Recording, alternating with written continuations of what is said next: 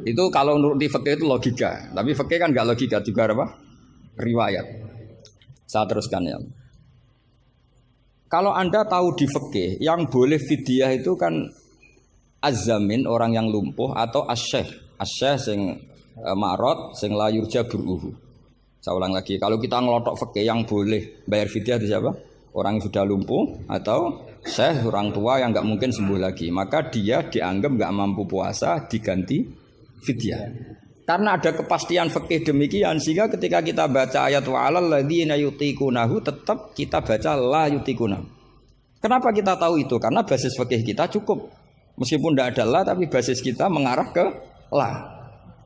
Berarti yang menentukan kamu alim itu basis fikih apa basis lughat? Basis fikih. Kebetulan secara lughat disahkan. Apa bukti disahkan secara lughat? Ada kalimat biasa yang tidak ahkam syariah tapi buang la. Tawahi tafta'u tazkuru Yusuf ela tafta'u tazkuru Yusuf. Ketika Nabi Yakub sampai setengah buta, kata anak-anaknya, sudahlah bah, kamu itu terlalu selalu ingat Yusuf. Tawahi tafta'u ela tafta'u, artinya ada membuang la di dialog-dialog biasa. Kalau dalam dialog biasa bisa dibuang, maka dalam hukum juga bisa dibuang. Kayak wa 'alal ladzina yutiqunahu fidyatun ta'am miskin ela yutiqunahu. Ada lagi contoh yang mesti membuang lah. Ini mujma' alaih pasti. Maksudnya secara makna pasti mujma' alaih. Mungkin ada yang mengkaji fiqhul Quran. Ada ayat di bab kalalah itu yastaftuna qulillahu yuftikum fil kalalah ini mruun halaka laisa lahu waladu wa lahu ukhtun falaha nisuma tarok sampai saat terusnya terus ditutup apa? Yubayyinu wallahu lakum an tadillu. Coba maknani tampallah. Oh, sesat semua. Cara sekretaris tadi sudah di-X semua. Coba kalau makna ditambah lah. Yubayinu nerangaken sapa Allah memberi penjelasan antandilu supaya kamu sesat. Betapa bodohnya kita. Itu jelas menyimpan la dan mujma'ala, enggak mungkin kamu maknani tambah la. Karena kalau tambah la maknanya Allah memberi penjelasan agar kamu sesat. Itu mbok guru paling goblok pun tidak akan segoblok itu gitu. Akhirnya tafsir Jalalain ya urun, biasanya urun itu urun rembung. An sama ta terus dikasih la ya, biasanya tafsir Jalalain kan gitu. An terus dipotong ditambahi la. La ini di luar kurung karena enggak Quran, yang dalam kurung Qurannya terus la itu urunnya Imam Suyuti atau tafsir Jalalain. Pasti maknanya musma'aleh membuang la. Nah, kalau ada yang tidak membuang la pasti punya solusi lain yang maknanya sama. Misalnya gini. Kalau kamu belajar nahwu, saya ulang lagi, kalau kamu belajar nahwu, alfiyah lah. Saya tuh alfiyah juga sarahnya itu setengah hafal, karena saya butuh paham. Ya, butuh paham. Kamu milih mana, buang la sama buang mudhof, populer mana di nahwu? Ulama nahwu ada yang milih lebih populer buang mudhof. Misalnya was'alil qaryah, was'al ahlal qaryah. Ya, misalnya gitu. Nah makanya ulama daripada buang la itu gak pati lughatun ma'rufah, gak pati begitu dikenal, milih buang mudhof. Artinya terus bilang gini, yubayyinu wa lakum karohiyata antadillu. Allah memberi penjelasan karena Allah tidak suka kalau kamu sesat. Terus karohiyah dibuang. Nah ini kan urusan makna, urusan pilihan lughat. Tapi semuanya sepakat maknanya harus seperti itu. Tapi ada yang milih buang la, ada yang milih buang mudhof. Lah kira-kira secara rasa nahwu kamu milih mana coba? Wong kowe ram lagi saiki kok milih. Tapi tetap kita tahu, enggak mungkin yang dimaksud Allah memberi penjelasan agar kamu sesat. Kalau menurut saya pribadi suka buang mudhof karena lebih familiar. Memang buang mudhof di bahasa Arab itu familiar. Bukti paling gampang itu di bab taukid. Di bab taukid kalau kamu ngaji nahwu bab taukid. Ja'a zaitun nafsuhu apa? Ja'a zaitun nafsuhu atau ja'a zaitun ainuhu. Itu semua ahli nahwu mesti bilang begini. Yang ahli loh ya, enggak sampean, yang ahli nahwu pasti bilang begini. Taukid itu dipentingkan untuk memastikan hadal kalam la yahtamilu mudhofan. Bahwa kalam ini tidak terjadi pembuangan mudhof. Karena kalau dalam bahasa Arab ja'a zaitun bisa saja ja'a gulamu zaidin atau katibu zaidin atau tilmizu zaidin. Sampai butuh taukid itu saking seringnya di bahasa Arab itu ada buang mudhof. Sehingga orang Arab kalau ingin memastikan zaid sendiri yang datang harus ngomong ja'a zaitun nafsuhu. Karena kalau zaitun saja bisa artinya katibu zaidin atau gulamu zaidin. Berarti buang mudhof populer enggak? Populer sekali sampai ada bab taukid untuk menghilangkan kemungkinan itu. Saking seringnya, apa? Saking sering. Itu kalau kangkang sedang gaya itu kan wah rabi keluarga Ki Asad. Baru tanya, keluarga yang mana? Ponakannya apa cucunya? Enggak, candalem gitu. Karena gue gaya-gayanan kan harus ngomong seperti itu. Gitu. Nah, sehingga dalam level ekstrim ilmu kalam atau ilmu tauhid, saya ulang lagi, saya mukadimahnya tetap sama ya.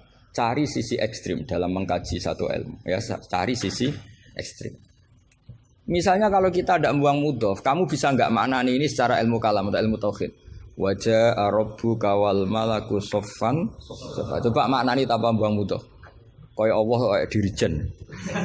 Wajah alan teko sapa rabbuka pangeran sira wal malaikatu lan wal malaku lan malaikat oleh teko soffan hale baris-baris. Dadi sok kiamat itu Allah berbaris. Kriminal enggak kalau dalam ilmu tauhid seperti itu? Kriminal kan karena di sini ada tasbihu wa bil khalqi, menyerupakan Allah dengan makhluk. Atau ayat yang lebih ekstrim lagi. Hal yang zuruna illa satruse illa ayatiyahumu wa fi dzulalim minal ghamam.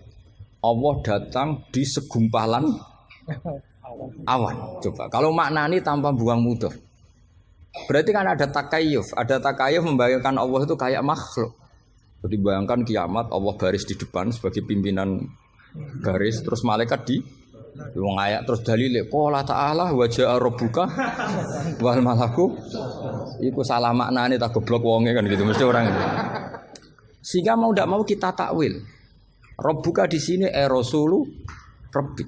Sama lihat di tafsir-tafsir ahli sunnah wal jamaah. Rabbuka rasulu rabbik atau amru rabbik. Saat itu datang perintah Tuhanmu yang mengharuskan para malaikat berbaris. Bukan Rabbuka dengan arti zat. Karena Allah sebagai zat la yahullu fi makanin. Allah wajib mukhalafatul lihawadis.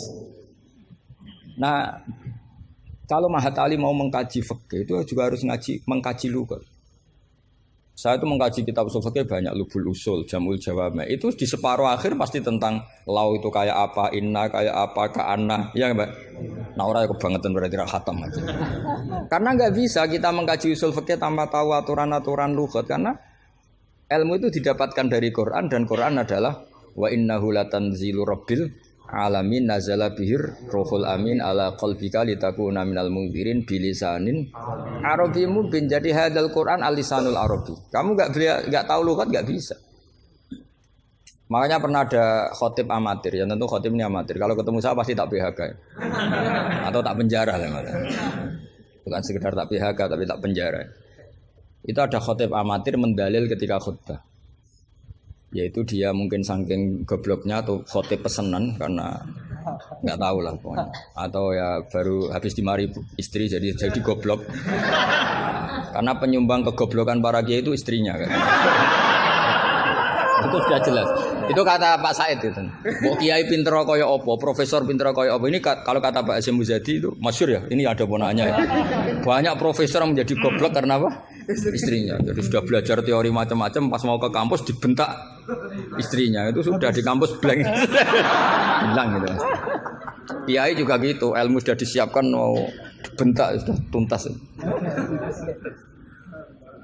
Itu saya punya cerita dari bapak. Dulu para kiai itu pernah ngaji di dalam di rumah. Bareng kiai itu biasanya kalau pas latihan kiai itu rezekinya kan belum lancar. Karena ya biasalah diuji sama Allah. Dia agak-agak miskin atau ya miskin betul memang. Itu istrinya kan marah-marah. Ya, karena ngajinya di rumah itu sampai istrinya santrinya itu dengar. Yus kono anakmu pakani kitab. Maksudnya itu. Wong wayahe blonjo kok tetep ngaji gitu. Akhirnya terus kiainya bilang, "Wis ngaji ning pondok, ngaji ning pondok." Jadi kiai ngaji di pondok itu karena tragedi itu awal. Itu awal peralihan dari rumah ke pondok. Semenjak itu kayak jadi mujma'ah kalau ngaji di pondok saja. Ya, karena itu tegangannya lebih aman. Lebih aman. Jadi kalau ada kiai kok berani ngaji di rumah jam belanja, apa? Kalau habis sisa nggak keren. Karena istri sudah mandi, sudah aman semua. 6:30 pagi. Jadi kalau ada kiai berani ngajar di rumah jam-jam belanja itu tak puji. Apalagi berani di istri kedua, oh tambah hebat. Tambah hebat. Ada yang berani? Terus nggak ada masalah? Apa ada masalah disembunyikan? Banyak pasti banyak. Saya teruskan. Di sini ada yang hafal Quran santri kamu? Ada. Gurunya hafal enggak? Nah, itu masalah. Bid'ah itu termasuk. Muridnya hafal, gurunya enggak. Si khotib tadi dalil begini. Wala tangkihul musyrikati hatta yu'min. Yaitu tentu nakaha itu hanya muta'addi 5 fulin wahid. Ya saya ulang lagi, nakaha itu muta'addi 5 fulin wahid. Yang binafsihi ya. Yang apa? Binafsihi. Kamu harus belajar nahwu. Saya bisa tafsir seperti ini ya barokahnya saya pernah nakriri alfiyah, saya pernah. Sampai sekarang saya itu masih belajar ilal. Kamu jangan kira saya sampai sekarang itu masih belajar ilal. Karena saya tahu ilmu ini sudah mau mati. Karena yang Mahatali aja tidak mesti bisa, apalagi yang enggak. Padahal maknanya Mahatali itu apa? Kelas tinggi. Buat tinggi bingungnya, buat ilmunya ada tahu. Al-ali fitahayyur au fil apa ada tahu. Alinya kan kalau dalam ilmu balaghah kalau makmul dibuang itu umum, jadi nggak jelas al-alifi apa kan nggak jelas, karena makmulnya dibuang. Jadi ini bukan saya gojlok, memang secara ilmu balaghah gitu, kalau makmul dibuang itu umum. Jadi harusnya sampean tanya, Pak ini ali apanya Pak? Ali ilmunya apa ali? Karena tadi kadang santri itu nggak berani boyong. Saya pernah punya cerita unik dari Mbah Mun. Kiai itu latihan, jadi kiai itu latihan. Kata Mbah Mun gini, saya itu pernah husnudzon sama santri yang kalau pereinan itu tidak pulang. Itu Mbah Mun anyaran kiai itu dipuji, wong pereinan kok tidak pulang, berarti capek, sergep itu. Tapi Mbah Mun itu betapa kecewanya ketika santri itu dipanggil, "Cung, pereinan kok tidak pulang kenapa?" Nah ning omah kan ngarit, Mbah.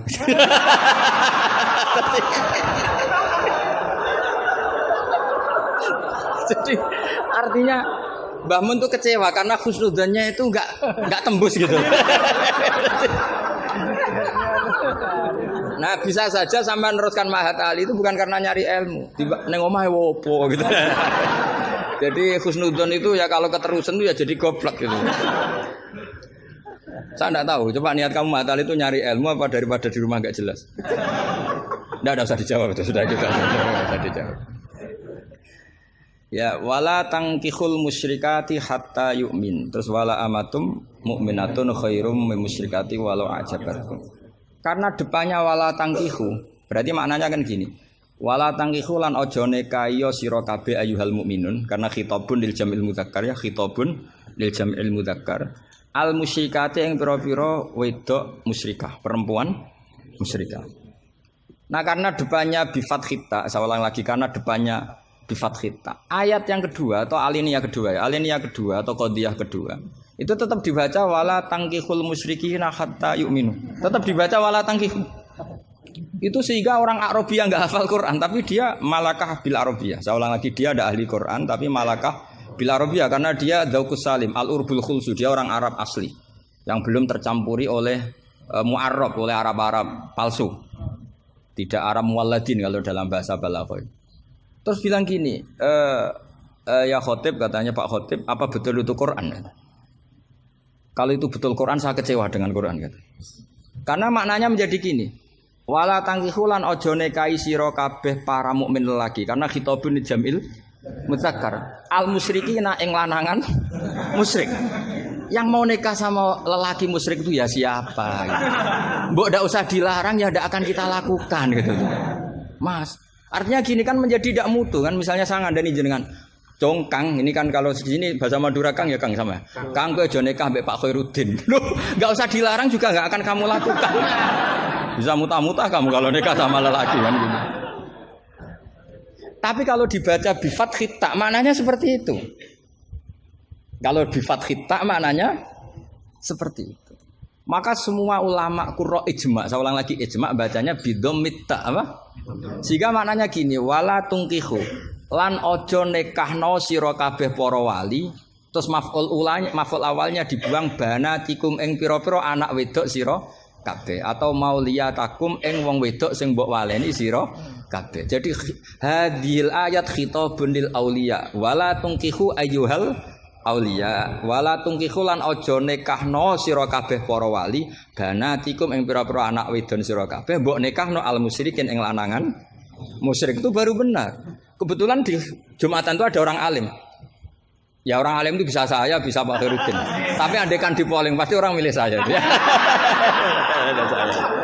Maksudnya sementara ini, tapi nanti nggak tahu saya. Kalau dia sregep terus nyalip saya nggak tahu. Tapi itu agak mokhal itu.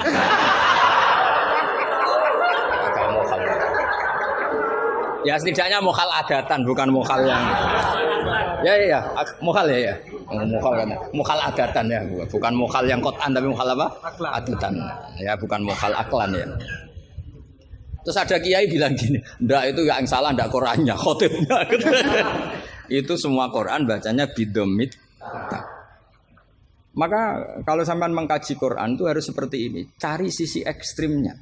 Betapa fatalnya kalau kita salah harokat. Tapi dengan membayangkan gitu kan habis salah harokat kan buruk betul gitu karena maknanya jadi parah ya, bisa berubah.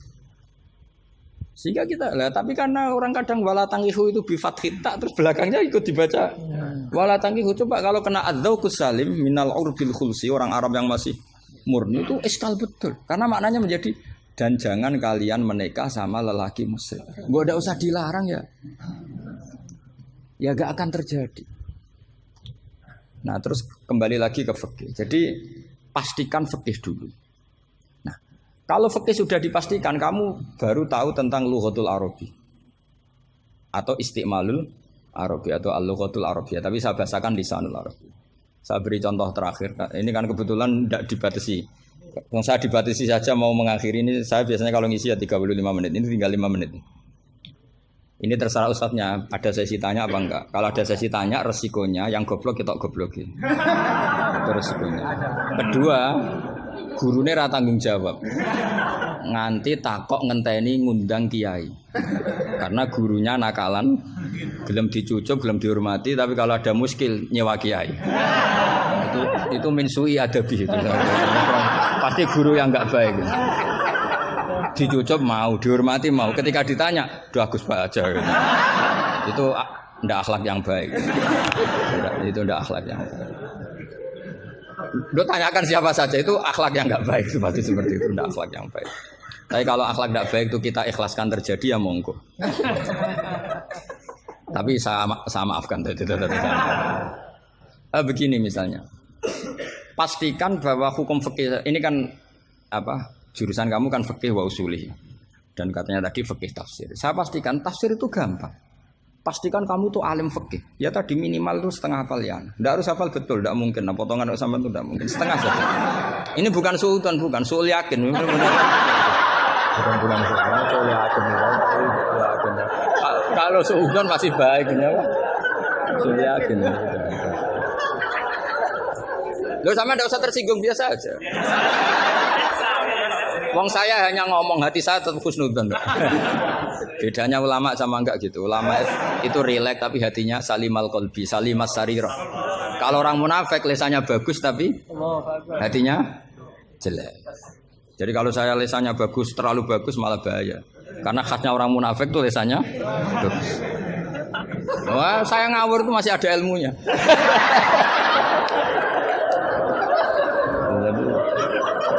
Saya ngawur sama kamu tidak ngawur itu masih benar saya ngawur. Karena ngawur pun ada apa? Ada ilmu. Itu dulu Rasulullah itu kalau sedang sumpek itu yang sekelilingnya nyari sahabat yang setengah ngawur-ngawur itu. Karena Abu Bakar itu terlalu sopan untuk bisa bikin Rasulullah tertawa. Umar ya gitu. Makanya ketika Rasulullah sumpek itu hazin itu kelihatan suya karena yang dipikir banyak tentu Rasulullah termasuk mikir sampean. Nglebano swarga sampean yo angel. Karena kuota amalnya ndak cukup. Sampai Rasulullah nangis-nangis minta hak syafaat. Kalau Nabi mikir diri sendiri udah selesai mulai dulu. langsung masuk surga di depan. Yang agak ribet kan karena mikir nyafaati sampean-sampean ini. Kalau nyafaati saya agak ribet karena orang hafal Quran sudah dapat porsi sudah. Jadi sudah agak pati ribet. Yang ribet ini coba sampean atas nama apa coba? Kalau Habib Husain kan atas nama cucunya. Kalau Ustadz Khairuddin atas nama ustadznya. Kalau Mbak atas nama kaum lemah. Kalau sampean coba. Coba atas nama apa itu? Ustadz Afin ya, sudah diikutkan partai lemah aja ya.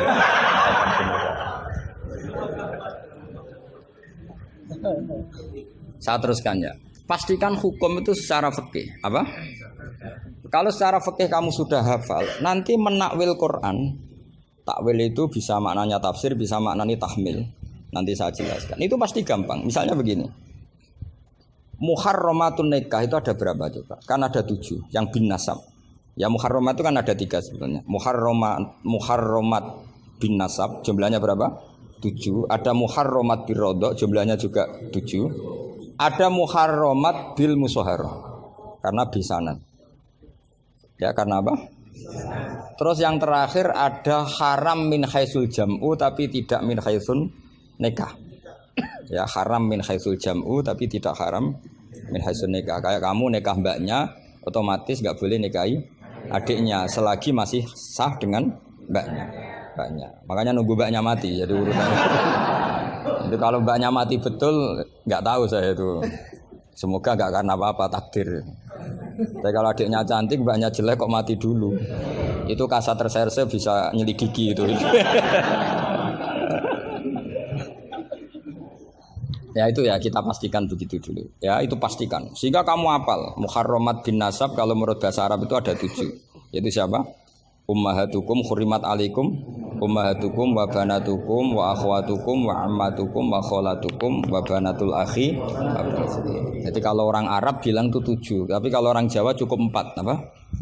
4 karena orang Jawa hanya ngitung ibu, putri, saudara, bule hanya 4. Karena orang Jawa bule dari bapak atau ibu namanya juga bule. Kalau orang Arab bilang dari bapak ammah, dari ibu khola, maka menjadi 5. Orang Jawa hanya bilang keponakan, apa? Keponakan. Orang Arab bilang banatul akhi, banatul ukhti. Jadi kalau orang Jawa bilang lebih simpel karena ammah sama ya karena sama ammah sama khola dihitung 1 ya kan? Bule, ponakan dihitung 1. Sementara di Arab dihitung 2. Terus rodok, terus tadi musoharo. Terus min haisul jam'u. Kita ketika ngaji takrib, jam'u itu diteruskan. Tidak sah menjam'u baina mahromaini. Tidak diresaksikan bainal ukhtaini, tapi baina mahromaini. Tidak boleh menikahi perempuan yang ada hubungan mahram. Pengandaiannya gimana? Imro'atani sing lau furidot ikhdahuma dzakaron tidak boleh nikah. Jadi yang dikatakan 2 mahram apa? 2 perempuan yang andekan salah satunya lelaki tetap haram nikah. Berarti misalnya apa? Mbak sama adik, andekan salah satu lelaki kan nggak boleh nikah. Keponakan sama bule, andekan sang satu lelaki kan nggak boleh nikah. Perempuan dengan mbahnya, andekan salah satu lelaki kan nggak boleh nikah. Nah, tapi Quran hanya ngendikan wa antasma'u bainal ukhtaini illa ma qad salaf. Tidak boleh mengumpulkan 2 saudara. Andaikan Anda terjebak tekstualistik, maka Anda hanya mengharamkan jam'u bainal ukhtain. Dan itu bahaya betul secara fikih, kriminal besar. Karena kamu berarti menghalalkan orang menikahi perempuan berbarengan dengan bulenya. Kadang kan bulenya juga masih cantik. Ya, atau misalnya yang kamu nikahi umur 17, 18, bulenya umur 30. Terus cantik bulenya. Terus bulenya sekalian gitu. Atau nikahi bulenya terus ponakannya cantik. Kalau sama banyak kayak enggak ya. Kan 17 versus 70. Jadi enggak usah dilarang kayaknya keterlaluan lah, bayangkan apa? Al-jam'u bainal mar'ah wa jaddatiha. Itu nunggu kelainan maksudnya itu. Nah, pertanyaannya begini. Kalau Anda tidak mahir bil fikhi, saya ulang lagi, Anda tidak mahir bil fikhi, maka ayat wa antasma'u bainal ukhtain termasuk ayat muskilah. Atau Anda tidak mahir bil fikih, bahkan Anda ifta secara menyesatkan. Yang haram itu jam'u bainal ukhtain karena itu yang mansus di Quran. Kalau benal mar'ah wa ammatiyah enggak ada di Quran, wa kholatiyah enggak ada. Itu sesat dan itu wajib diboyong kalau pondok sini. Wajib diboyong dan harus enggak dapat tiket ke surga itu. Kecuali tobat ya tentu kecuali itu. Maka ajaran kita enggak boleh orang terjebak tekstualistik, harus ada ilmu usul fikih. Nah, barokahnya kamu hafal fikih tadi, maka ayat wa antas mau benal ukhtain kamu fikih ini min itlaqil ba'di wa iradatil kul. Jadi ketika Allah mengatakan ukhtain adalah melafatkan ba'dun min afrodil muharramat tapi wa iradatil kul. Jadi ukhtain bukan dengan makna dua bersaudara tapi fardun min afrodil jam'i bainal muharramat. Dong ya. Jadi coba artinya kamu bisa maknani itu karena kemahiran dalam fikih sehingga tidak terjebak bainal ukhtain. Makanya zaman Nabi Sugeng itu sudah menambahkan wala bainal mar'ati wa ammatiha wala bainal mar'ati wa kholatiha. Tapi Nabi memang enggak menambahkan wajaddatiha. Karena Nabi tadi itu tahulah kalau itu hanya orang enggak waras yang bayangkan. Kan enggak usah dilarang juga pasti orang enggak akan melakukan itu lah. Kan misalnya yang kamu nikah kan rata-rata umur 20, mbahnya umur berapa juga? Ya sudah 70 kan. Enggak usah dilarang juga agak kebayang kan. Ya nunggu gak waras dulu kalau sampai kepikiran nikah ibahnya juga itu. Jangan mukallaf ini katanya. Nah, jadi saya ulang lagi ya, kalau kamu ingin mengkaji apa? Tafsir ya, pastikan fikih itu ngelotok andori kolbi. Sehingga lafat-lafat yang meskipun muhim itu memberi salah cipta. Cara kiye kan ini apa kalau muhim? Kiye Jawa maknane muhimun, lafat sing maringi salah cipta. Lafat yang zahirnya itu memberi salah paham. Muhim itu dulu. Ya kayak tadi loh, wa antas ma'um bainal ukhtain kan hadil ayat tuhimu seakan-akan yang haram itu hanya jam'u bainal ukhtain. Itu apa kalau bahasa Madura? Apa? Itu bahasa Indonesia, enggak bahasa. Itu bangsa Indonesia, ada bangsa Madura yang menurut bangsa Madura itu. Kalau tadi makna bangsa Indonesia bukan. Pokoknya seperti itu. Jadi kepastian, makanya menurut saya tradisi guru-guru kita ya mulai Mbah As'ad, mulai sekarang ada Gus Azaim, mulai dulu ada semuanya lah, ada Gus Fawaid. Tradisi guru kita ini sudah benar. Orang itu enggak boleh belajar tafsir Jalalain sebelum belajar mabadi fikih, pesolatan, sulam taufik, sulam safinah. Sekarang itu termasuk minal fitan besar, termasuk fitnah besar sekarang. Orang belum belajar apa-apa langsung belajar tafsir. Saya ini kecelok ahli tafsir, tapi belum pernah saya baca tafsir secara masif. Saya tiap ngajar tafsir pasti ngajar fikih. Saya sampai sekarang masih ngajar Muhadzab, ngajar Fathul Wahab. Bahkan kitab terkecil fikih pun saya ajarkan, yaitu Sulam Taufik. Saya ngaji tafsir hanya 2 minggu sekali. Itu pun saya mesti ngomong fikih. Karena takut tadi. Takut orang-orang itu hanya ngomong tafsir, tidak ngomong apa? Fikih. Itu termasuk ngaji khasa tafsir itu mesti ngomong fikih.